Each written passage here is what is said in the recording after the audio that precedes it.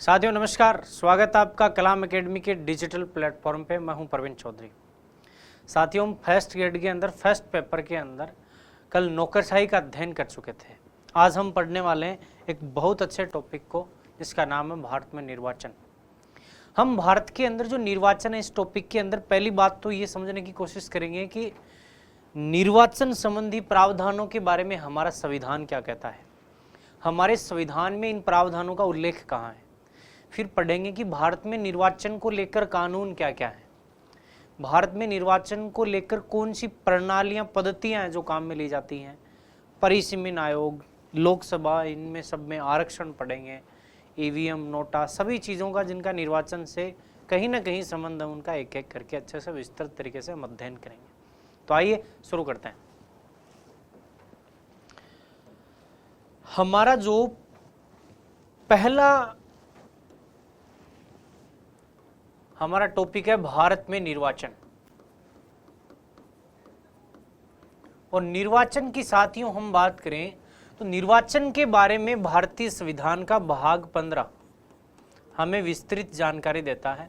और भारतीय संविधान के भाग 15 के अनुच्छेद 324 से लेके 329 के मध्य, याद रखिए सारे के सारे बच्चे, निर्वाचन एक शब्द लिखा गया है और उससे निर्वाचन से जुड़े प्रावधानों का जिक्र किया गया है। निर्वाचन से जुड़ा भाग कौन सा है? भाग 15। अनुच्छेद कौन से हैं? 324 से 329। तो पहला तो काम हम ये करते हैं कि ये अनुच्छेद क्या कहते हैं, दरअसल इनको अच्छे से समझ लेते हैं। ठीक है, देखिए हमारा जो पहला अनुच्छेद है वो है आपका 324। ठीक है, 324 में क्या है? 324 कहता है कि भारत में निर्वाचन के लिए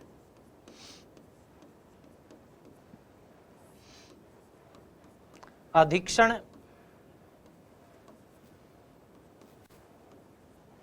नियंत्रण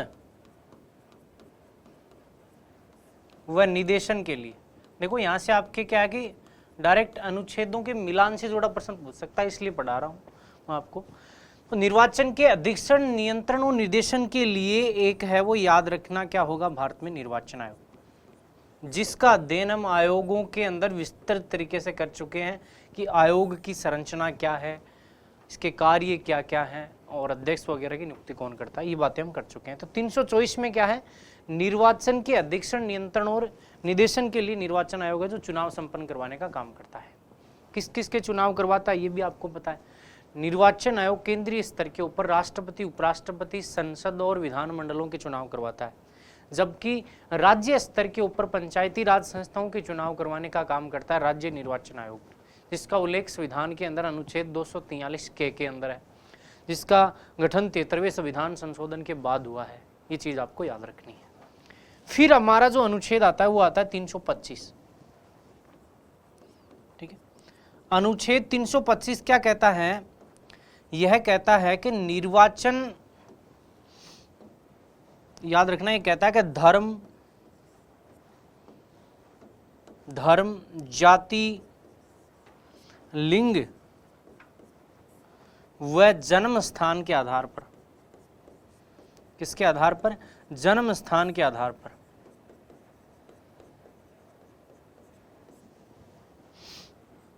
कोई भी व्यक्ति है, हमारी जो निर्वाचन नामावली है, क्या है? मतदाता सूची जो है आपकी निर्वाचन नामावली, उसके अंदर शामिल होने के लिए क्या नहीं होगा? अपात्र नहीं होगा। कि ऐसे नहीं है कि आप कौन जात के हो, कौन से धर्म के हो, धर्म के आधार पर भेदभाव करके आपका नाम निर्वाचन नामावली में नहीं डाला जाएगा। ये बात कहता है अनुच्छेद हमारा 325। ठीक है, तो निष्पक्ष और स्वतंत्र और सभी की सहभागी वाले चुनावों का करवाने का कर्तव्य 325 के ऊपर है, जो कहता है कि धर्म, जाति, लिंग और जन्म स्थान के आधार पर क्या नहीं होगा? भेदभाव नहीं होगा। फिर आपका जो अनुच्छेद आता है वो आता है अनुच्छेद 326।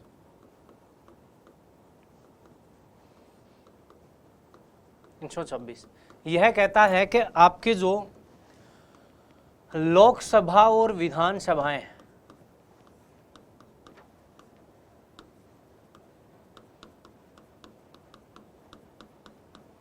ठीक है, इनका चुनाव सार्वभौमिक वयस्क मताधिकार के होगा। किसके आधार पे होगा? सार्वभौमिक वयस्क मताधिकार के आधार, वयस्क मताधिकार के आधार पे होगा। ठीक है, देखो वयस्क मताधिकार और सार्वभौमिक वयस्क मताधिकार में अंतर होता है। वयस्क मताधिकार यानी वयस्क होते ही मत डालने का अधिकार मिल गया। सार्वभौमिक यानी बिना किसी भेदभाव के। सार्वभौमिक शब्द नहीं जोड़े तो इसमें हम वो स्पष्ट नहीं कर पाएंगे कि भेदभाव नहीं कर रहे हैं। जैसे कई देशों के अंदर, अमेरिका हो गया आपके, इसके अंदर महिलाओं को बहुत लेट जाके अधिकार मिला था वोट डालने का। अश्वेतों को 1965 में मिला, दक्षिण अफ्रीका में भी बहुत बाद में मिला है। तो वो सार्वभौमिक शब्द इंडिया के अंदर मूलतः ही लिया गया है कि यहाँ धर्म, वर्ग और इनके आधार पे भेदभाव नहीं किया जाएगा, जो अपन ने 325 में पढ़ा है। ठीक है, सार्वभौमिक वयस्क अधिकार है, इसकी मूलतः जो आयु थी भारत में वो थी 21 वर्ष। कितनी थी? 21 वर्ष। ठीक है, लेकिन एक संविधान संशोधन हुआ, 61वां संविधान संशोधन, और 61वें संविधान संशोधन के द्वारा साथियों क्या हुआ, 1989 के अंदर ये जो आयु है मतदान की आयु, ये बढ़ा दी गई और वर्तमान के घटा दी गई, और वर्तमान के अंदर ये आयु है आपके 18 वर्ष। तो वर्तमान में भारत में सार्वभौमिक वयस्क मताधिकार की आयु 18 वर्ष है। 18 वर्ष का होते ही कोई भी व्यक्ति मतदाता सूची में नाम जुड़वा सकता है, चाहे वह काला हो, गोरा हो, किसी भी धर्म का हो। ये बात हमें कौन सा अनुच्छेद कहता है? 326 कहता है। फिर आता है आपका अनुच्छेद 327। अनुच्छेद 327 क्या कहता है? यह अनुच्छेद हमें कहता है कि संसद के सदनों तथा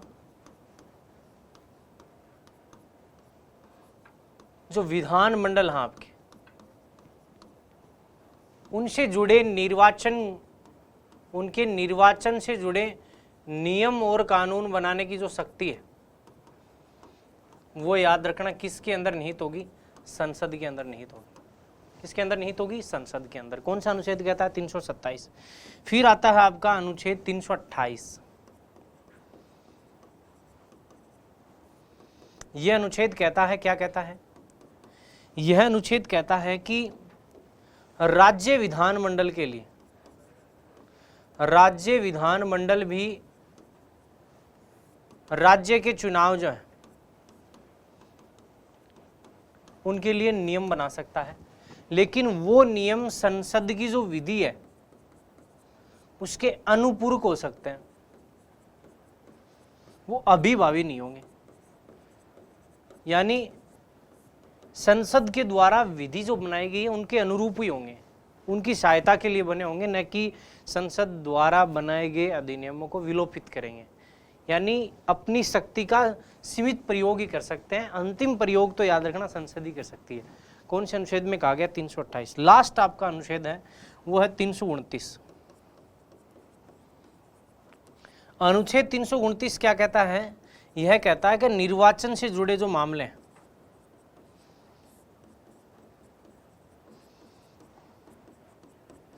जुड़े मामलों में न्यायालय का हस्तक्षेप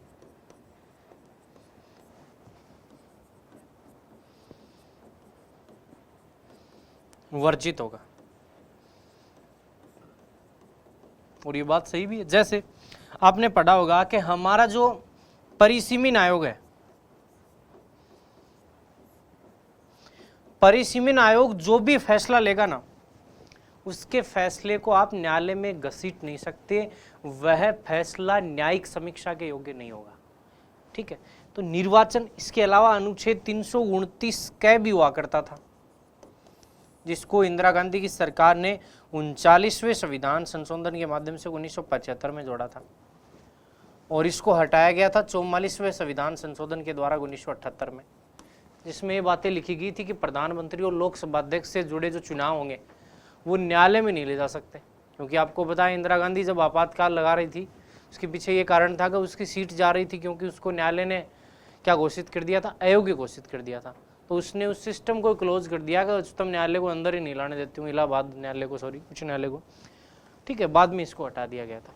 ज़्यादा कुछ नहीं पढ़ा हमने, 4 अनुच्छेद पढ़े मोटा मोटी, 5 एक तो पढ़ा हुआ पहले आपका अनुच्छेद 324। पहली बात तो भाग 15 में ये बताता है कि भारत में निर्वाचन की व्यवस्था का उल्लेख है इसके अंदर 324 से 329 के मध्य। मैंने कहा 324 क्या कहता है कि निर्वाचन के लिए अधीक्षण, नियंत्रण और निर्देशन के लिए भारत के अंदर क्या होगा, याद रखना, एक निर्वाचन आयोग होगा। और निर्वाचन आयोग के बारे में विस्तृत जानकारी हम ले चुके हैं। 325 में क्या है, इसमें लिखा गया है कि धर्म, जाति, लिंग व जन्म स्थान के आधार पे किसी प्रकार का कोई भी व्यक्ति है वो निर्वाचन नामावली के अंदर शामिल होने के लिए अपात्र नहीं हो सकता, भेदभाव नहीं होगा यानी उसके साथ। फिर हमने पढ़ा 326 और इसमें कहा कि लोकसभा और विधानसभाओं में सार्वभौमिक वयस्क मताधिकार है, वो आपका यानी भारत का कोई भी व्यक्ति जिसकी आयु 18 वर्ष है वो हिस्सा ले सकता है। इसमें मैंने लोकसभा और विधानसभाएं जानबूझ के नहीं लिखा है, संविधान में ये शब्द हैं, क्योंकि जैसे मैं यहाँ लिख देता राज्यसभा तो सार्वभौमिक का मतलब हो गया तो कोई भी व्यक्ति हिस्सा ले सकता है। राज्यसभा के चुनाव में हम हिस्सा ले सकते हैं क्या, नहीं ले सकते। कौन लेंगे, सिर्फ विधायक लेंगे। तो ये थोड़ा सा गौर करने वाली चीज है। इसमें मूलतः कितने वर्ष थी, 21 वर्ष। 66वें संविधान संशोधन द्वारा राजीव गांधी की सरकार ने घटा के कितना कर दिया, इसको 18 वर्ष कर दिया। फिर संसद के जो सदन है तथा विधानमंडल है उनसे जुड़े नियम है निर्वाचन के, वो बनाने की अंतिम शक्ति संसद में है। फिर 328 में ये बात लिखी गई है कि राज्य सरकार को भी राज्य विधानमंडल और राज्य चुनाव से जुड़े नियम बनाने की शक्ति है, लेकिन वो संसद के अनुरूप होंगे, ठीक है। अनुच्छेद 329 में लिखा गया है कि निर्वाचन से जुड़े कुछ मामले हैं उनका न्यायालय में आप नहीं ले जा सकते उनको। जैसे परिसीमन आयोग है, वो निर्वाचन क्षेत्रों की संख्या का निर्धारण कर दे या कोई सुझाव दे तो उसको न्यायालय नहीं ले जा सकते, वो न्यायिक समीक्षा के योग्य नहीं है। तो ये तो थे आपके भारत के अंदर निर्वाचन से जुड़े महत्वपूर्ण अनुच्छेद। यहाँ से आपके अनुच्छेदों को सुमेलित करने का ऐसा कुछ प्रश्न दे सकता है, अच्छा प्रश्न बन सकता है, तो आप इनका थोड़ा सा ध्यान रखें। आगे हम पढ़ते हैं कि भारत में निर्वाचन से जुड़े कानून, निर्वाचन से जुड़े कानून, ठीक है। तो भारत में निर्वाचन से जुड़े कानूनों की बात करें तो मेन जो कानून है वो आपके हैं, एक तो जन प्रतिनिधित्व अधिनियम,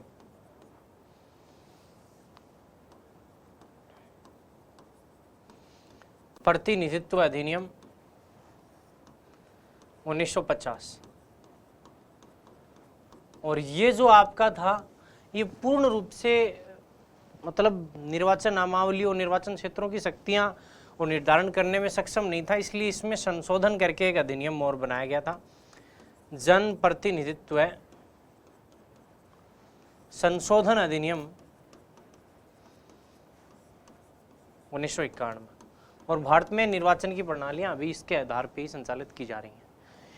सबसे जो इम्पोर्टेंट आपका भारत के अंदर निर्वाचन को लेकर चर्चा में रहने वाला कानून है वह है दल बदल विरोधी कानून। कौन सा कानून है, दल बदल विरोधी कानून, ठीक है। दल बदल विरोधी कानून की मैं बात करूं, ये कौन लेके आया, क्यों लेके आया। एक व्यक्ति का आपने नाम सुना होगा, आयाराम और गयाराम का, हरियाणा के अंदर विधायक था। एक दिन में 3 पार्टी चेंज कर ली, यानी सुबह उठा, ब्रेकफास्ट की कि चलो एक पार्टी चेंज करते हैं, दोपहर में खाना खाया दूसरी पार्टी, और चलो के शाम को स्नैक्स का मूड हो गया तीसरी और चेंज कर देते हैं। इससे क्या हुआ, राजीव गांधी की जो सरकार थी उस समय, उसे लगा कि यार ऐसे तो मामला उकचुक हो जाएगा, और वो दल बदल विरोधी कानून लेके आए, संविधान के अंदर संशोधन किया। संविधान के अंदर एक संविधान संशोधन का आपने नाम सुना है, 52वां संविधान संशोधन। और उसमें कौन से वर्ष की बात कर रहे हैं अपन, 1985 की बात कर रहे हैं। इस संविधान संशोधन के द्वारा संविधान की 10वीं अनुसूची में, 10वीं अनुसूची में इसे संविधान का क्या बनाया गया, हिस्सा बनाया गया, ठीक है। तो दल बदल विरोधी कानून से संबंधित अनुसूची कौन सी है, 10वीं है। 52वें संविधान संशोधन द्वारा क्या किया गया, दल बदल करने वाले व्यक्तियों को हतोत्साहित करने के लिए इस कानून का निर्माण किया गया। इसमें एक खास बात थी, इसमें आगे जाके एक चेंज हुआ था। इसमें क्या था कि यदि मूलतः एक बात लिखी हुई थी कि यदि किसी दल के 1/3 सदस्य दल बदल करते हैं तो वो दल बदल विरोधी कानून के तहत दोषी नहीं पाए जाएंगे, वो माना जाएगा विलय उस पार्टी का। ठीक है, लेकिन ये 1/3 वाला कोटा तो हर कोई पूरा कर लेता कि मान लीजिए किसी पार्टी के अंदर 10 है विधायक और 3 तो चले ही जाते हैं सामान्यतः, तो इसका कोई औचित्य नहीं रहा। तो क्या किया गया, हमारे देश के प्रधानमंत्री रहे अटल बिहारी वाजपेयी की सरकार ने एक संविधान संशोधन लेके आई, 91वां संविधान संशोधन। ठीक है, और 91वें संविधान संशोधन के द्वारा इसने क्या किया, 2003 के अंदर इसमें संशोधन कर दिया और क्या कहा कि 1/3 नहीं 2/3 करते हैं। 2/3 यदि सदस्य दल बदल करते हैं एक साथ तो वो दोषी नहीं पाए जाएंगे, उसको दल बदल माना जाएगा, वरना आपको दल बदल के आधार पे है वो दोषी माना जाएगा। और यदि कोई दल बदल विरोधी कानून का दोषी पाया जाता है तो उसकी संसद की सदस्यता भी जा सकती है, और वह संसद की सदस्यता का जाएगी कि नहीं जाएगी, अयोग्यता संबंधी जो प्रश्न है उनका निर्धारण करेगा जिस सदन का वो सदस्य है उसका मुखिया। जैसे लोकसभा के अंदर है तो लोकसभा का मुखिया इस बात का फैसला करेगा दल बदल विरोधी कानून के तहत। ठीक है, तो भारत में 3 महत्वपूर्ण कानून हैं दल बदल को लेकर। पहला जन प्रतिनिधित्व अधिनियम बना था 1950। वर्तमान में जो लेटेस्ट चुनाव संबंधी कार्य हो रहे हैं वो आपके जन प्रतिनिधित्व अधिनियम 1951 के अंदर एक कानून है दल बदल विरोधी कानून। इसको संविधान के अंदर संशोधन करके हिस्सा बनाया गया 52वें संविधान संशोधन द्वारा 1985 में राजीव गांधी की सरकार ने। कौन सी अनुसूची में, तो आपको याद रखना 10वीं अनुसूची के अंदर। ठीक है, मूलतः इसमें क्या था कि 1/3 जो सदस्य थे वो दल बदलते थे तो उसको दल बदल विरोधी कानून का दोषी नहीं माना जाता था, वो माना जाता था विलय। लेकिन बाद में क्या हुआ, 91वें संविधान संशोधन द्वारा अटल जी की सरकार ने इसको 1/3 से बढ़ा के 2/3 कर दिया। 2/3 थोड़ा सा मुश्किल हो जाता है क्योंकि बड़ा हिस्सा हो गया है 66% के आसपास। ठीक है, तो ये भारत में निर्वाचन से जुड़े कानून हैं। अब हम बात करते हैं भारत में चुनावों की। किसकी बात करते हैं, भारत में चुनावों की। तो भारत में चुनाव की बात करें तो 2 प्रकार से चुनाव होते हैं। एक तो होता है आपका प्रत्यक्ष चुनाव और एक होता है अप्रत्यक्ष चुनाव। कैसा चुनाव होता है, अप्रत्यक्ष चुनाव। प्रत्यक्ष चुनाव यानी वे चुनाव जिनमें जनता सीधे सीधे भाग लेती है उन्हें कहते हैं। जैसे लोकसभा जो सदस्य हैं आपके एमपी हैं, इनके चुनाव में जनता सीधे सीधे वोट डालती है। ठीक है, अप्रत्यक्ष चुनाव किसका होता है, राज्यसभा सदस्य का। वहां जनता सीधे सीधे चुनाव नहीं डालती है। ठीक है, विधानसभा जो सदस्य होते हैं आपके, उनका चुनाव होता है, याद रखना, प्रत्यक्ष, जबकि विधान परिषद के कुछ सदस्यों का चुनाव होता है अप्रत्यक्ष। इसके अलावा देश के जो 2 बड़े पदाधिकारी हैं आपके, राष्ट्रपति, उसका चुनाव भी अप्रत्यक्ष होता है, और उपराष्ट्रपति जो होता है उसका चुनाव भी याद रखिए क्या होता है, अप्रत्यक्ष तौर पे होता है। इसके अलावा किसका चुनाव प्रत्यक्ष होता है, तो याद रखना पंचायती राज जो संस्थाएं हैं,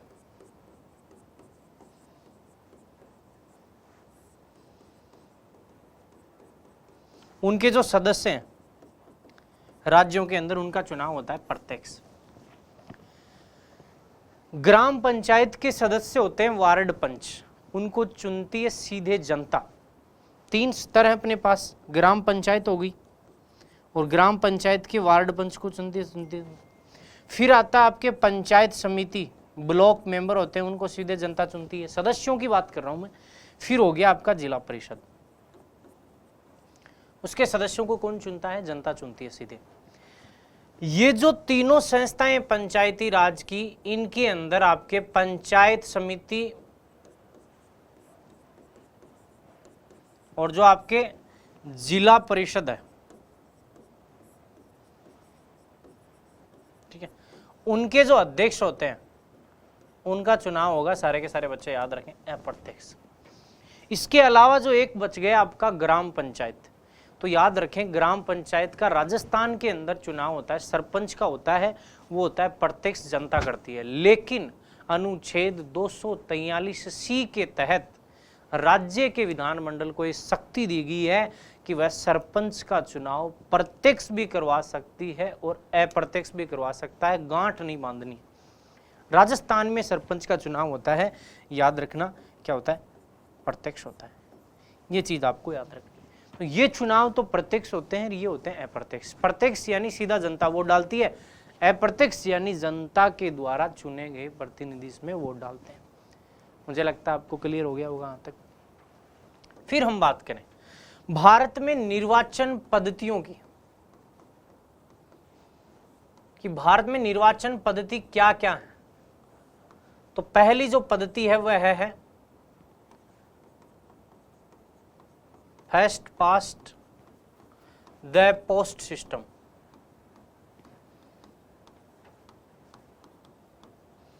ठीक है, और इसे कहते हैं साधारण या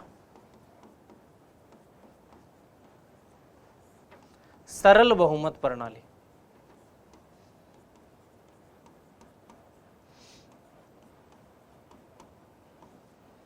ठीक, क्या कहते हैं, साधारण या सरल बहुमत प्रणाली किसे कहते हैं, first past the post system को। इस प्रणाली में क्या होता है, सबसे ज्यादा जो मत प्राप्त करता है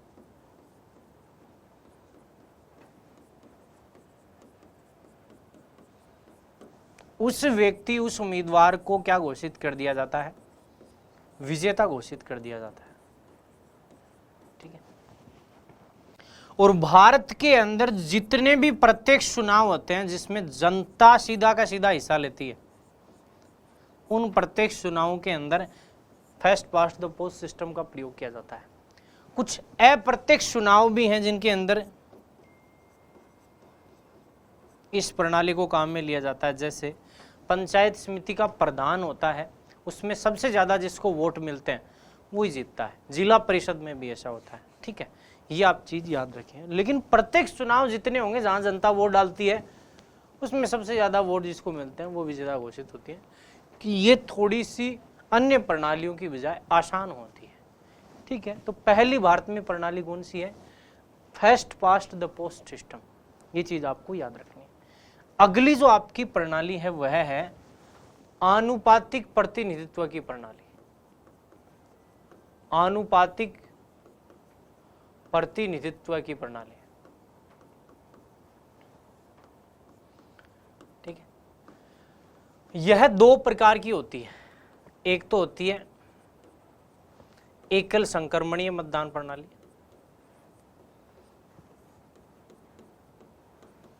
और दूसरी होती है सूची प्रणाली।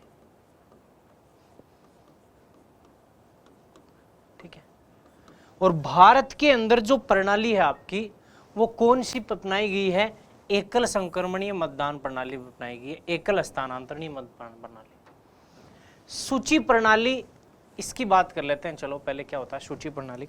सूची प्रणाली के अंदर किसी क्षेत्र विशेष के अंदर, जैसे राजस्थान हो गया, इसमें क्या करेंगे, सभी राजनीतिक दल अपने कैंडिडेट घोषित कर देंगे।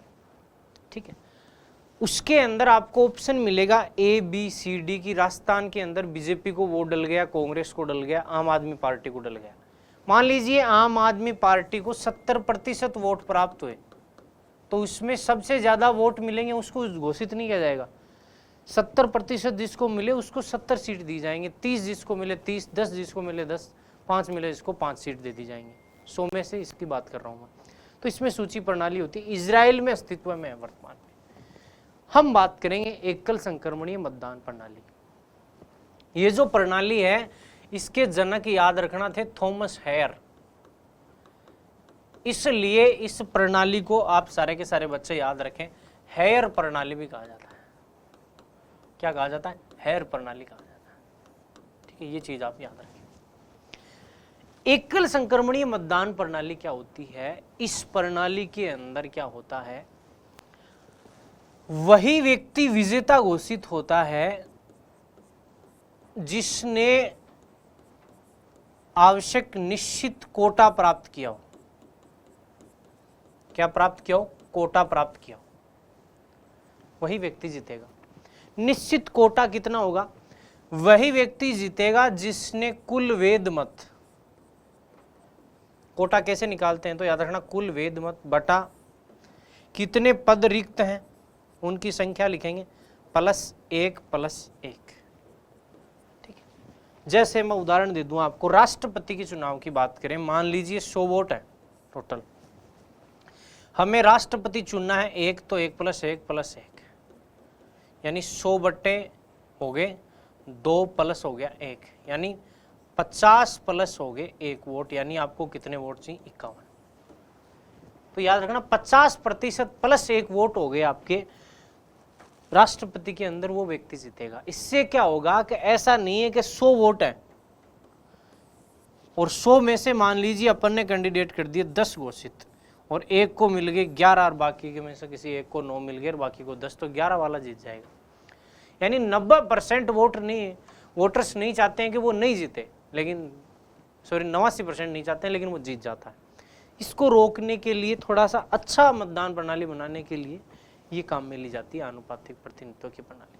इसमें द्वितीय वरीयता का भी प्रयोग होता है।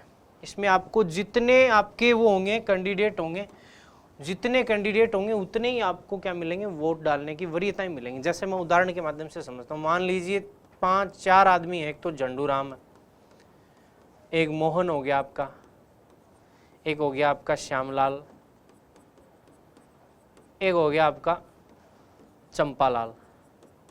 ठीक है, मान लीजिए हमारे पास टोटल वोट कितने हैं? 100 वोट है। तो आप जब चुनाव में जाओगे वोट डालने, तो आपको जितने मतदाता हैं कैंडिडेट हैं उतने ही वरीयता मिलेंगी। जैसे कि एक नंबर पे इसको जाते हो, बी नंबर पे, मतलब ऐसे ये आपकी वरीयताएं हैं। आप गए कि मैं चुनना चाहता हूं झंडू राम को, तो 1 नंबर पे ये लगा दोगे, 1 नंबर ये होगा मेरा, दूसरा ये होगा, तीसरा ये होगा और चौथा ये होगा। ठीक है, अब मैंने कहा कि वही व्यक्ति जीतेगा इसमें से जिसको 50% प्लस 1 वोट मिलेंगे। और इसमें क्या हुआ, मान लीजिए झंडू राम को सर्वाधिक वोट मिल गए, 40 वोट मिले, लेकिन झंडू राम को जीतने के लिए कितने चाहिए? 51 चाहिए। तो किसी को भी स्पष्ट कोटा प्राप्त नहीं होता है, तो क्या होगा, जिसके सबसे कम है, मान लीजिए इसके सबसे कम है, तो इसको अगले वाले राउंड की गिनती से कर दिया जाएगा बाहर, और इसके जो वोट है वो ट्रांसफर कर दिए जाएंगे इसके अंदर, इन तीनों के अंदर। इसलिए इसे कहा जाता है कि एकल हस्तांतरणी प्रणाली, आनुपातिक प्रतिनिधित्व की एकल हस्तांतरण, इसमें वोट ट्रांसफर होते हैं इसलिए बोलते हैं इसको। ठीक है, तो ये चीज आपको याद रखनी है इसके अंदर।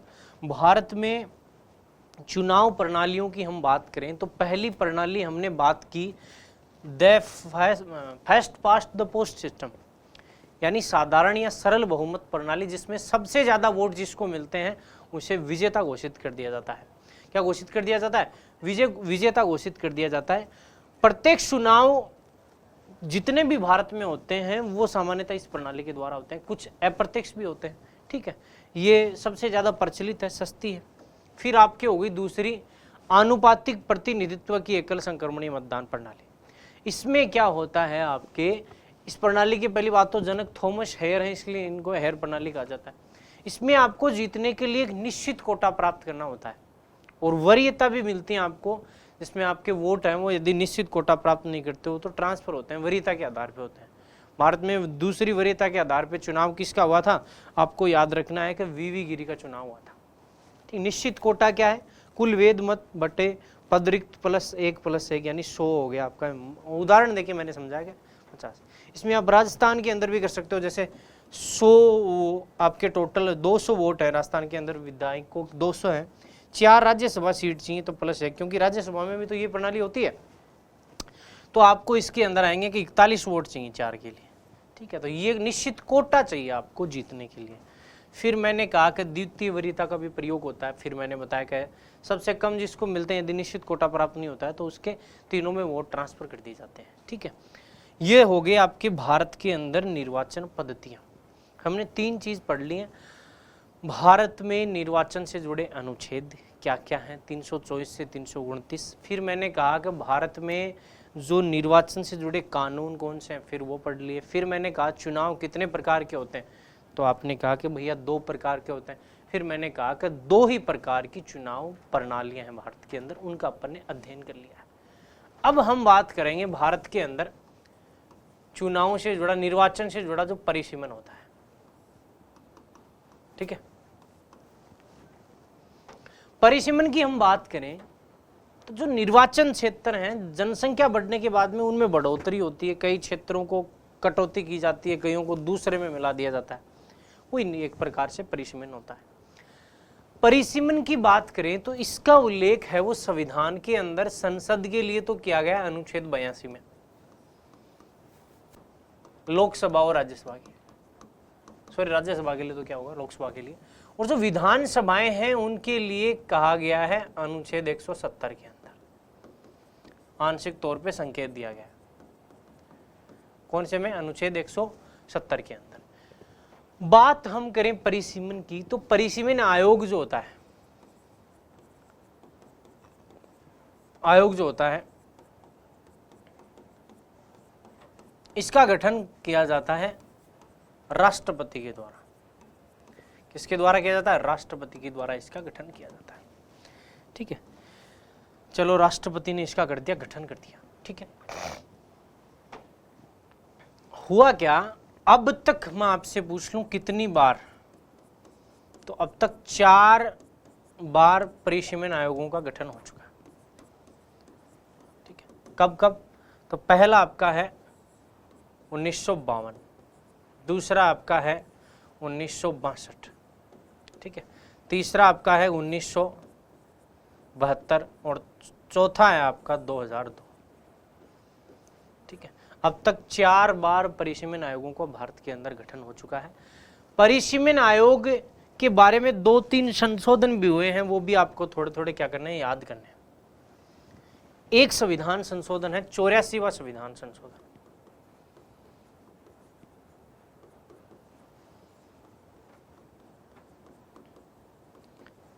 और ये हुआ था आपके 2001 के अंदर। कब हुआ था? 2001 के अंदर। ये क्या कहता है आपका कि 2026 तक, ये क्या कहता है कि ये कहता है कि 2026 तक किसी प्रकार के आयोग का, परिसीमन आयोग का क्या नहीं होगा, गठन नहीं किया जा सकेगा।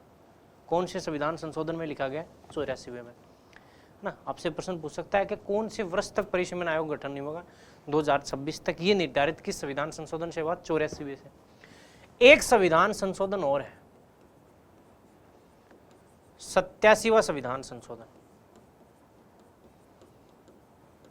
ये जो 87वां संविधान संशोधन हुआ, ये हुआ 2003 में, और इसमें क्या कहा कि परिसीमन आयोग है, उसका गठन है, वो जो परिसीमन करेगा क्षेत्रों का, उसके अंदर जो जनसंख्या जनगणना का प्रयोग करेगा वो 1971 की जगह 2001 की जनगणना का इस्तेमाल करेगा। इसका इस्तेमाल करेगा 2001 की जनगणना का आपका इस्तेमाल करेगा। ठीक है, दूसरी बात, परिसीमन आयोग ने जो फैसला ले लिया वो फैसला न्यायिक समीक्षा के योग्य नहीं होगा, यानी उसको लेकर आप किसी प्रकार के न्यायालय के अंदर नहीं जा सकते, किसी भी प्रकार के न्यायालय में नहीं जा सकते, न्यायिक फैसला ले नहीं सकते आप। परिसीमन आयोग का गठन कौन करता है? राष्ट्रपति करता है। परिसीमन आयोग का जो अध्यक्ष होगा वो हमेशा याद रखना कम से कम उसी व्यक्ति को बनाया जाएगा जो उच्चतम न्यायालय के अंदर, याद रखना, क्या रहा हो? न्यायाधीश रहा हो। क्या रहा हो? न्यायाधीश रहा हो। ठीक है, और जो 2002 वाला था वो गठित किया गया था 12 जुलाई 2002 को। ठीक है, 2002 वाला चौथा जो परिसीमन आयोग था, और इसके अध्यक्ष थे अवकाश प्राप्त अन्य न्यायाधीश थे कुलदीप सिंह। कौन थे? कुलदीप सिंह। ठीक है, आपने देखा होगा कि आपके जिले के कोई क्षेत्र है वो दूसरे जिले के साथ साथ संसदीय क्षेत्र के अंदर लगते हैं, मतलब बहुत सी ऐसी जगह हैं। तो ये आपको चीज़ बेसिकली आपको याद रखनी है। क्या याद रखनी है? भारत में परिसीमन की हमने बात की, तो परिसीमन आयोगों के बारे में अनुच्छेद 82 और 170 के अंदर कुछ बातें की गई। परिसीमन आयोग का गठन राष्ट्रपति के द्वारा किया जाता है प्रत्येक जनगणना के पश्चात। यह अनिवार्य नहीं, हालांकि अब तक 4 बार इसका गठन हो चुका है, 1952 में और 1962 में, 1972 में, 2002 में के गठन से संबंधी अधिनियमों का क्या हो चुका है, निर्माण हो चुका है। अधिनियम बनता है, संसद करती है। राष्ट्रपति खुद नहीं करता है, राष्ट्रपति संसद को या सरकार को आदेश देता है कि आप गठन करो इनका, लेकिन वो राष्ट्रपति की सहमति के बाद होता है, ठीक, इसलिए कहते हैं आमतौर पे। और संसद अधिनियम बनाती है। फिर मैंने कहा कि परिसीमन को लेके अब तक 2-3 सुधार भी हो चुके हैं। पहला कौन सा है कि 2026 तक किसी प्रकार के क्षेत्रों का, निर्वाचन क्षेत्रों का राज्यों या फिर केंद्र स्तर के ऊपर परिसीमन नहीं होगा। ये बात कौन से संशोधन में की गई, 84वें संविधान संशोधन में। फिर हुआ आपका 87वां संविधान संशोधन, इसमें कहा गया 2003 में कि जो जनगणना का परिसीमन का आधार होगा वो होगा आपका 2001 की जनगणना। परिसीमन आयोग के द्वारा लिए गए फैसले न्यायिक समीक्षा से बाहर होंगे, इसका जिक्र मैं कर चुका हूं अनुच्छेद 329 में। फिर मैंने कहा कि अध्यक्ष जो होगा परिसीमन आयोग का वो उच्चतम न्यायालय का है, वो याद रखना क्या होगा, न्यायाधीश होगा। फिर मैंने कहा कि चौथा परिसीमन आयोग जो गठित हुआ था वो था 12 जुलाई 2002 को। कुलदीप सिंह इसके क्या थे, अध्यक्ष थे, और प्रतिभा पाटिल ने 2007 के अंदर इसकी दी गई सहमतियों के ऊपर हस्ताक्षर किया था। बाद में 2008-9 के अंदर इसकी सिफारिशों को क्या किया गया था, लागू किया था। आगे हम बात करते हैं कि भारत में जो चुनाव हैं उनके कितने प्रकार हैं। चुनाव तो देखो 3 प्रकार के चुनाव हैं। पहला आपने नाम सुना होगा आम चुनाव, ठीक है, लोकसभा के जो होते हैं आपके। दूसरा आपने सुना होगा मध्यावधि चुनाव, और तीसरा आपने एक नाम सुना होगा उपचुनाव।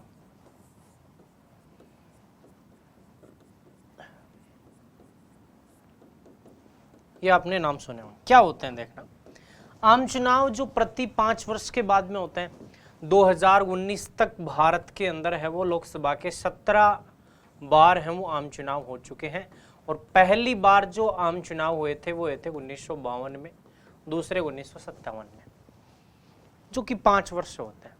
मध्यावधि चुनाव कौन से होते हैं, वे चुनाव जो चुनाव की जो अवधि है 5 साल की उससे पहले ही हो जाते हैं। जैसे जो आपकी 12वीं लोकसभा थी,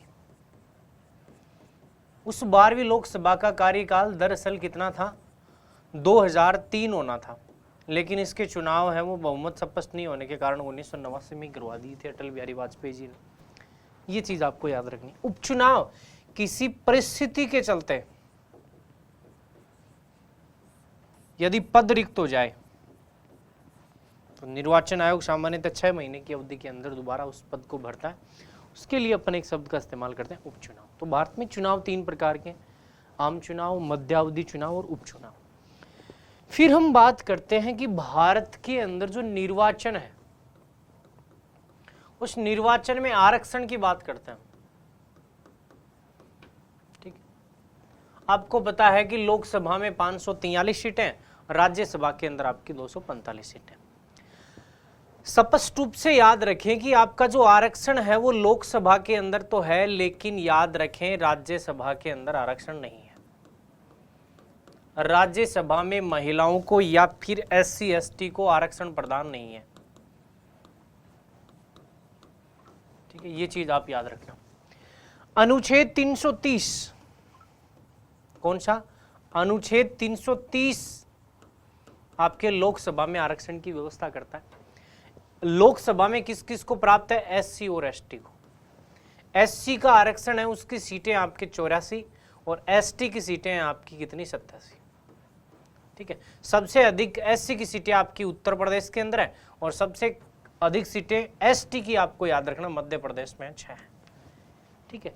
इसके अलावा राज्यसभा के अंदर न तो SC को आरक्षण प्राप्त है, न ST को आरक्षण प्राप्त है, न महिलाओं को। महिलाओं को लोकसभा में भी आरक्षण प्राप्त नहीं। अनुच्छेद 332 के हिसाब से आप सबको याद रखना है, अनुच्छेद 332 के हिसाब से विधानसभाओं के अंदर आरक्षण की व्यवस्था की गई है, जो राज्यवार होता है, ठीक है। लेकिन हम तो भारत के निर्वाचन की बात कर रहे हैं, तो केंद्रीय स्तर की ज्यादा बात करें, ठीक। ठीक है, तो लोकसभा में आरक्षण है एससी और एसटी को कौन से अनुच्छेद के तहत 330, विधानसभा में एससी एसटी को 332 के तहत। महिलाओं को लोकसभा और विधानसभाओं दोनों में आरक्षण प्राप्त नहीं है। कहां प्राप्त है आपकी जानकारी के लिए बता दें, पंचायती राज संस्थानों में प्राप्त है। पंचायती राज जो संस्थान है उनके अंदर आरक्षण की बात करें तो पंचायती राज संस्थानों में पहली बात तो आपको याद रखनी है 243D में आरक्षण की बात की गई है। और आरक्षण कितना है तो याद रखना, एससी और जो एसटी है आपकी उनको तो आरक्षण प्राप्त है जनसंख्या के अनुपात में, जितनी उनकी जनसंख्या होगी उतना ही आरक्षण प्राप्त होगा एससी एसटी को। महिलाएं जो आपकी हैं, इन महिलाओं को मूलतः 33% आरक्षण था, जो वर्तमान के अंदर 2009 के अंदर बढ़ा दिया गया और 2009 के अंदर आरक्षण दे दिया गया महिलाओं को 50%। ठीक है, तो याद रखना रोडवेज बस के अलावा महिलाओं को पंचायती राज संस्थाओं में भी आरक्षण प्राप्त है 50%। लोकसभा और राज्यसभा में नहीं आरक्षण प्राप्त, मिलना चाहिए, महिलाओं की संख्या बहुत कम है आमतौर पे। आरक्षण देने के बाद में भी हालांकि राजस्थान के अंदर तो स्थिति खराब है, अधिकतर पदों पे राज पुरुष करते हैं, वो गलत है, महिलाओं को राजनीति में मौके मिलने चाहिए। ठीक है, इसके बाद हम बात करें निर्वाचन में आरक्षण की, हमने बात कर ली है, कहाँ कहाँ है, लोकसभा में 330 के तहत, राज्यसभा में 332 के तहत। एंग्लो इंडियन के आरक्षण की बात करें, जो आपके एंग्लो इंडियन है, ठीक है, इनको एंग्लो इंडियन के आरक्षण को समाप्त नहीं किया गया, ये बात एक याद रखें, समाप्त नहीं किया गया। इस शब्द का इस्तेमाल नहीं कर सकते अपन, हम ये कह सकते हैं कि 104वां जो संविधान संशोधन है, उस संविधान संशोधन में एंग्लो इंडियन है उनके आरक्षण को बढ़ाया नहीं गया, जबकि एससी और एसटी जो आपकी हैं इनका आरक्षण है, फिर याद रखना 10 वर्ष के लिए क्या कर दिया, बढ़ा दिया गया। ठीक है, जो मूलतः 10 वर्ष था 2030 तक के लिए फिर से 10 वर्ष बढ़ा दिया गया, यानी 80 साल हो गया लगभग आरक्षण को। ये चीज आपको याद रखनी। एंग्लो इंडियन को आरक्षण वर्तमान में बढ़ाया नहीं गया है, लेकिन समाप्त करने जैसा भी प्रावधान 104 के अंदर नहीं है कहीं भी। तो ये चीज आपको थोड़ी सी क्या करनी है, याद रखनी है। तो ये भारत के अंदर निर्वाचन से जुड़ी बात है। फिर हम बात करें जमानत राशि कितनी कितनी होती है चुनावों के अंदर।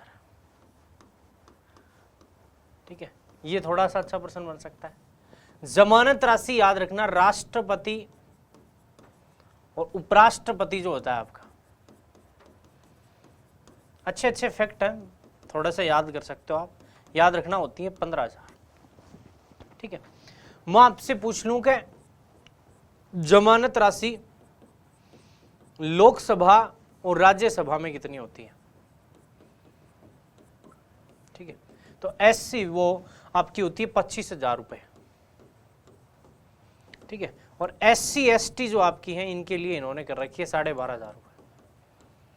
ठीक है, विधानसभा चुनाव की मैं बात करूं कि कितना प्राप्त है, तो याद रखना आपको जमानत राशि देनी होगी 10,000 रुपए। और एससी एसटी के लिए इनके आरक्षण की व्यवस्था इनको छूट मिली हुई है इसके अंदर, कितने रुपए, 5,000 रुपए। 5,000 रुपए आपको इसके अंदर देनी पड़ेगी। यदि किसी व्यक्ति को वेद मतों का 1/6 भाग नहीं मिलता, उसकी जमानत जब्त मानी जाती है, यानी वोटों का निश्चित जो हिस्सा होता है वो प्राप्त नहीं कर पाता है, तो ये राशि जो जमा होती है निर्वाचन के आवेदन के समय वो वापस नहीं मिलती है। ठीक है, फिर हम बात करते हैं भारत में चुनाव खर्च।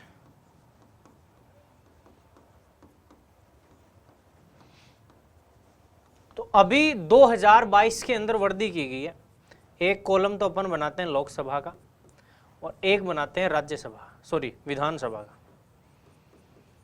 इनके अंदर ही मोटा मोटी भारत में होता है आपका खर्च, ज़्यादातर जो हिस्सा होता है। जो पहले थी आपकी लोकसभा के अंदर वो कितनी थी, और 2022 के अंदर जनवरी में बढ़ाया गया, तो 2022 के बाद कितनी है देखना। तो पहले थी आपकी 70 लाख बड़े राज्यों में, और अब इसको बढ़ा के कर दिया गया 95 लाख। ठीक है, चुनावी खर्च राशि की बात कर रहा हूं मैं। विधानसभा के अंदर ये थी 28 लाख और इसको बढ़ा के कर दिया 40 लाख रुपए। हालांकि छोटे राज्यों के अंदर अभी भी 28 लाख है, जैसे आपने नाम सुना होगा गोवा का। ठीक है, तो भारत में चुनाव की राशि लोकसभा में पहले थी 70 लाख, फिर कितनी होगी 95 लाख, 28 लाख थी, अब कितनी होगी 40 लाख रुपए होगी। मैं आपसे पूछ लूं कि भारत में, चलो अपन सेपरेट ही बात कर लेते हैं इसकी, आदर्श आचार संहिता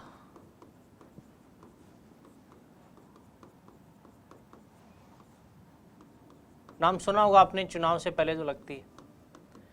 याद रखना, आदर्श आचार संहिता कोई वैसे वैधानिक प्रावधान नहीं है, ये राजनीतिक दलों की आम सहमति के बाद में चुनावों को सुधारने के लिए, व्यवस्था बढ़ाने के लिए लागू किए गए सुधार हैं।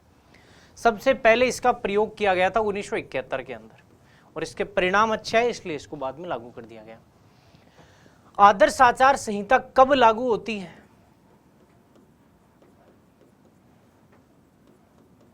तो याद रखना, आदर्श आचार संहिता तब लागू होती है जब जो चुनाव होता है, चुनाव की तारीख का ऐलान होता है, उस समय आपके आदर्श आचार संहिता क्या होती है, लागू होती है। ये आप चीज थोड़ी सी याद रखना, ठीक है। चुनाव प्रचार की हम बात करें, कितना समय मिलता है? तो वैधानिक तौर पे जो सूची तैयार होती है आपकी लोकसभा और विधानसभा में, उसके 14 दिन तक आप चुनाव प्रचार करते हो।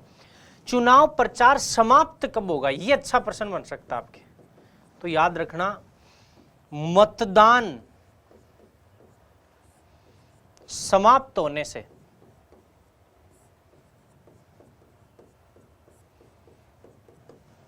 48 घंटे पूर्व।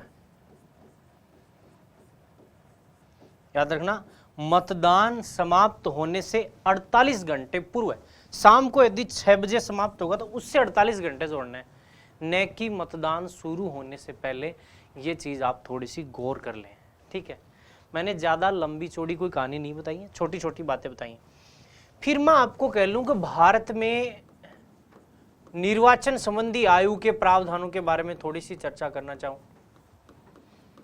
अपने पास समय है तो देखो, अपन अच्छे से बात कर रहे हैं इन चीजों की, अपन 4 मिनट में इसको नहीं निपटा रहे। चुनाव कैसे निपटा सकते हैं, पूरे देश का तंत्र जहां से चलता है, अच्छे से पढ़ेंगे इनको।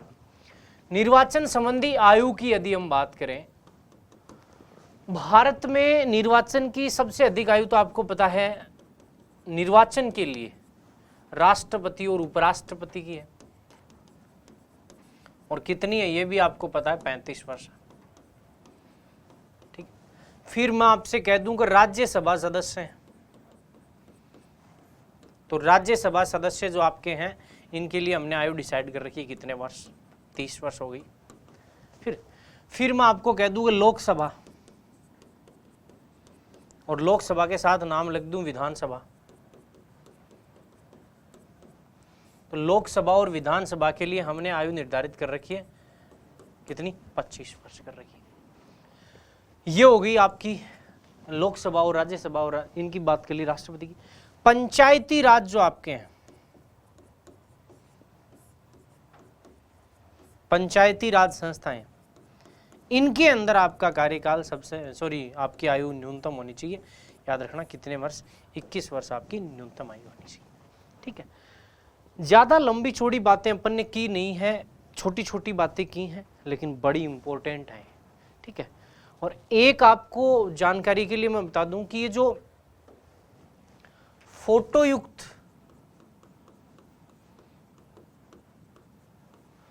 पहचान पत्र है, जो आपका आइडेंटिटी कार्ड है मतदाता वाला मतदान के लिए, इसकी शुरुआत याद रखना TN सेशन के कार्यकाल के अंदर हुई थी।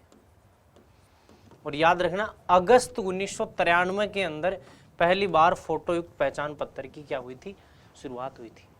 एक प्रश्न और पूछा दूं मैं आपको, निर्वाचन याचिका से जुड़ा प्रश्न आपको कोई पूछ ले तो न्यायालय, याद रखना, निर्वाचन याचिका है वो वही व्यक्ति दायर कर सकता है जो उम्मीदवार है खुद, ठीक है। ये चीज आप हमेशा थोड़ी सी याद रखें, उम्मीदवार ही निर्वाचन याचिका है वो क्या कर सकता है, दायर कर सकता है। यदि उसको लगता है कि कहीं डाउट है, गिनती सही नहीं हुई है और भी कोई विवाद उत्पन्न होता है, ठीक है। तो ये छोटी छोटी बातें हैं, ज़्यादा लंबी चौड़ी बातें नहीं की अपन ने बातें की हैं। अपन शुरू से देखते हैं। देखिए, परिसीमन की अपन ने बाद में बात कर ली थी। पहले हमने देखा है कि चुनाव 3 प्रकार के होते हैं। पहला आम चुनाव, दूसरा मध्यावधि चुनाव और तीसरा उपचुनाव। क्या क्या होते हैं? आम चुनाव जो 5 वर्ष से होते हैं, अब तक कितनी बार हो चुके हैं? 17 बार हो चुके हैं। मध्यावधि चुनाव 12वीं लोकसभा के अंदर हुए थे, जैसे 2003। मैंने कहा कि चुनाव की अवधि से पहले उपचुनाव किसी परिस्थिति के वास्ते, ठीक है। निर्वाचन के अंदर आरक्षण की हम बात करें तो राज्यसभा के अंदर किसी प्रकार के आरक्षण की व्यवस्था नहीं है। राष्ट्रपति उपराष्ट्रपति के चुनाव में भी आरक्षण की व्यवस्था नहीं है। लोकसभा के अंदर अनुच्छेद 330 कहता है कि आरक्षण है। किसको है? किसको? SC ST को है। SC की 84 सीटें हैं, ST की आपकी 47 सीटें आरक्षित हैं। सबसे अधिक SC की सीटें आपके कहाँ हैं? आपके उत्तर प्रदेश में। सबसे अधिक ST की सीटें आपके मध्य प्रदेश में। फिर मैंने कहा आपको 332 के तहत विधानसभाओं में भी SC और ST को याद रखना क्या दिया गया? आरक्षण दिया गया। पंचायती राज संस्थाओं में भी भारत के अंदर आरक्षण की व्यवस्था की गई। 243D SC और ST को दी गई, महिला को दी गई है। OBC को इस अनुच्छेद में नहीं दी गई है। OBC को भी आपको मिला हुआ है, लेकिन विधानमंडल निर्धारित करेगा कि देगा कि नहीं देगा, कितना देगा। ये चीज आप हमेशा याद रखना। महिलाओं को भी मिला हुआ, पहले 33% था और 2009 के अंदर है वो बढ़ा दिया। 20 से अधिक राज्य 50% दे चुके हैं। बिहार पहला राज्य था जिसने दिया था 50%।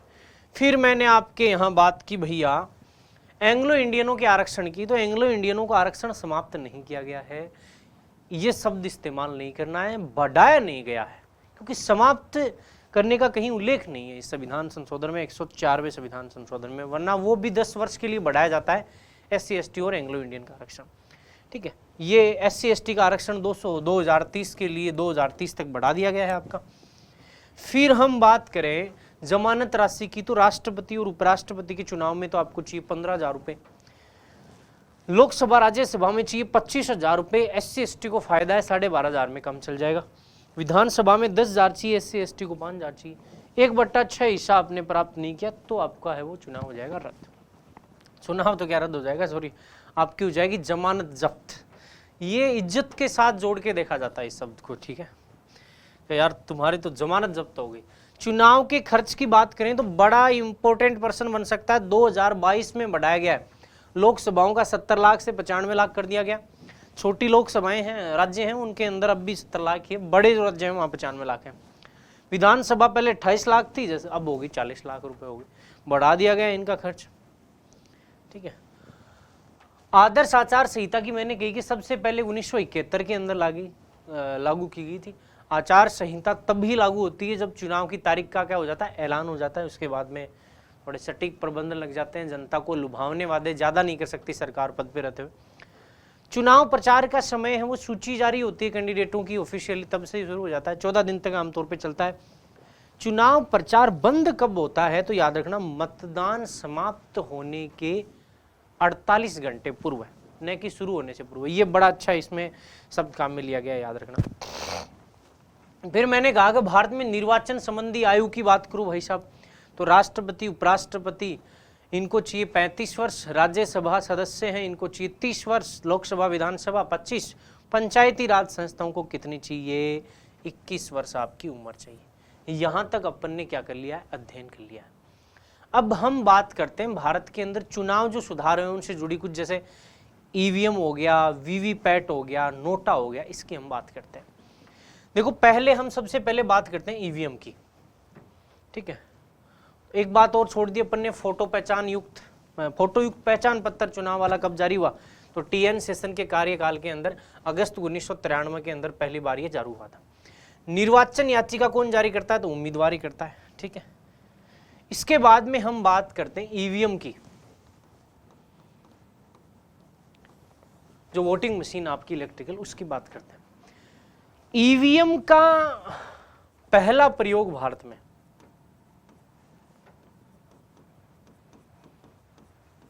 1982 के अंदर केरल के अंदर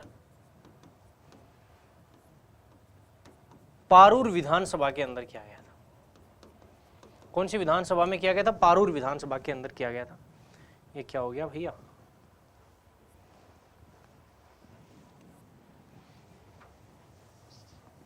ठीक है, पारूर विधानसभा में किया गया था। दूसरा, ईवीएम का किसी राज्य में प्रयोग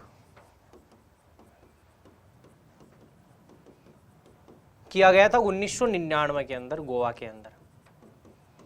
कौन से राज्य में किया गया था? गोवा के अंदर किया गया।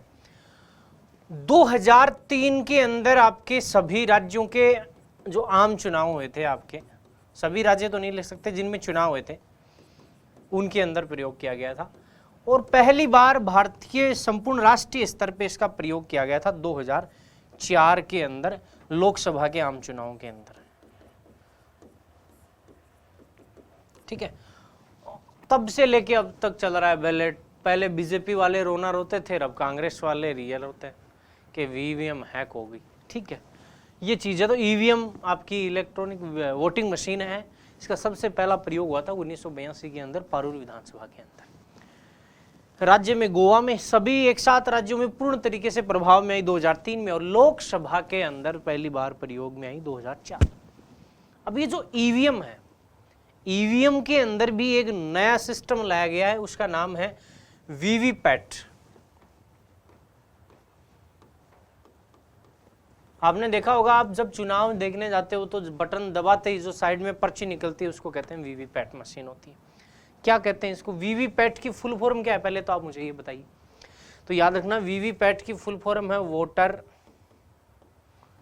Verified paper audit trail. क्या है? Voter verified paper audit trail. ठीक है, इसका सबसे पहले प्रयोग, इसको याद रखना, भारत इलेक्ट्रॉनिक्स लिमिटेड जो सरकारी कंपनी है वो करती है। सबसे पहले प्रयोग किया गया था 2009 के अंदर, सॉरी 2013 के अंदर, आपके नागालैंड के अंदर, और वहां ये प्रयोग क्या हो गया? सफल हो गया। फिर आपके किया गया 2017 के अंदर इसका गोवा विधानसभा में प्रयोग। वहां भी आपकी ईवीएम है, वो एकदम से मामला सेट हो गया। फिर हम बात करें कि भाई साहब 2019 के जो आपके लोकसभा चुनाव थे, इन लोकसभा चुनावों के अंदर पहली बार इसका क्या किया गया था? पूर्ण तरीके से प्रयोग किया गया था। किसका? आपके वीवीपैट का। ठीक है, एक और बच गया आपका इसके अंदर, नोटा।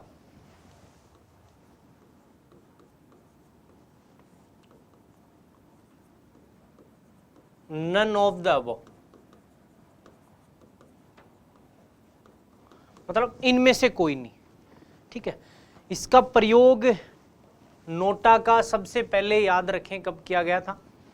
2013 के अंदर इसका प्रयोग किया गया था। और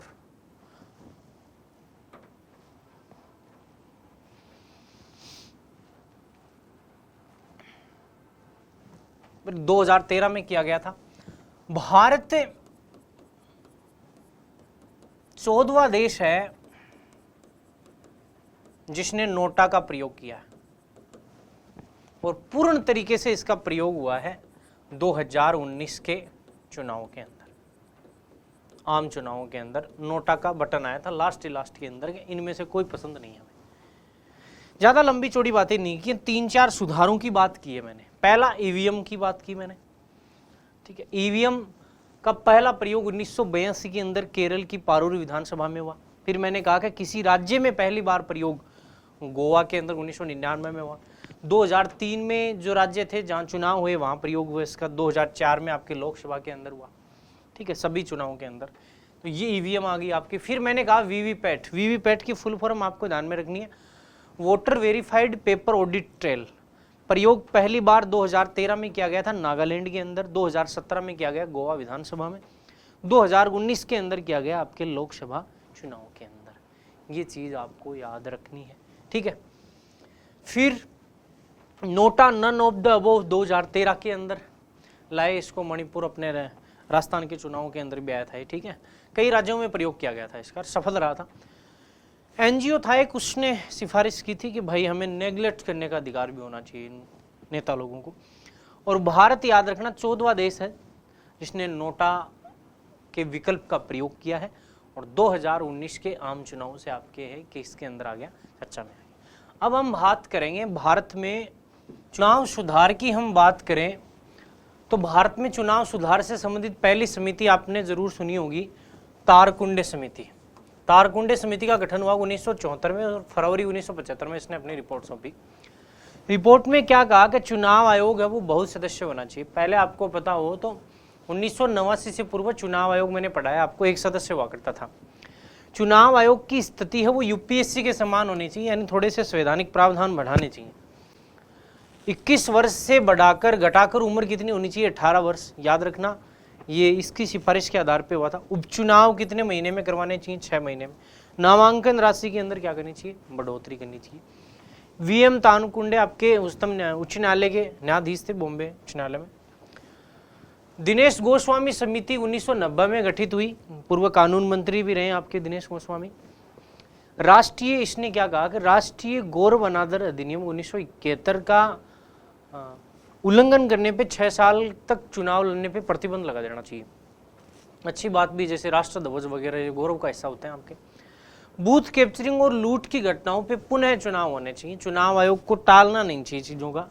हथियारों पर रोक लगनी चाहिए चुनावों के अंदर। ईवीएम से चुनाव करवाने चाहिए और 2 या 2 से अधिक निर्वाचन क्षेत्रों के ऊपर मनाही होनी चाहिए, जो वर्तमान में लागू भी आपकी। फिर एक समिति आई, इंद्रजीत गुप्ता समिति 1998 में। ज़्यादा कुछ खास नहीं है, मतलब 10,000 से अधिक का केस चंदा नहीं लेना चाहिए और राज्यसभा और लोकसभा के चुनाव में व्यय राशि का निर्धारण, ऐसे कुछ कहा था इसने। वोरा समिति ने अपराधीकरण पर रोक लगाने के लिए 1993 में गठित हुई। चुनाव सुधार पर विधि आयोग बना 1999 में। और तनख्वाह समिति, ये थोड़ी सी चर्चा में है। तनख्वाह समिति का संबंध चुनाव सुधार से है, ठीक है, ये चीज़ आप याद रखना, ठीक है। और इसके अलावा निर्वाचन आयोग ने कार्यक्रम चलाया था स्वीप 2009, ये आपके प्रश्न आया था आरएस के अंदर। इसकी फुल फॉर्म याद रखना, systematic voters education and electoral participation, यानी चुनावों के बारे में जागरूकता फैलाने के लिए स्वीप कार्यक्रम चलाया था 2009 के अंदर सरकार ने। आपके अध्यापकों को भी इसमें इस्तेमाल किया जाता है चुनावों के प्रति जागरूकता फैलाने के लिए। चुनावी बॉन्ड जो आपके हैं उनकी शुरुआत हुई थी 2018 के अंदर और 1000 रुपये से लेके 1 करोड़ तक के बॉन्ड लेने पड़ते हैं यदि आप पार्टियों को चंदा देते हो, ठीक है। तो ये आपका भारत में निर्वाचन का टॉपिक थोड़ा सा लेंदी जरूर है, लेकिन हो गया है। तो इसी के साथ ही मैं आपसे लेता हूँ विदा। जल्दी मिलेंगे अपन, तब तक के लिए अलविदा।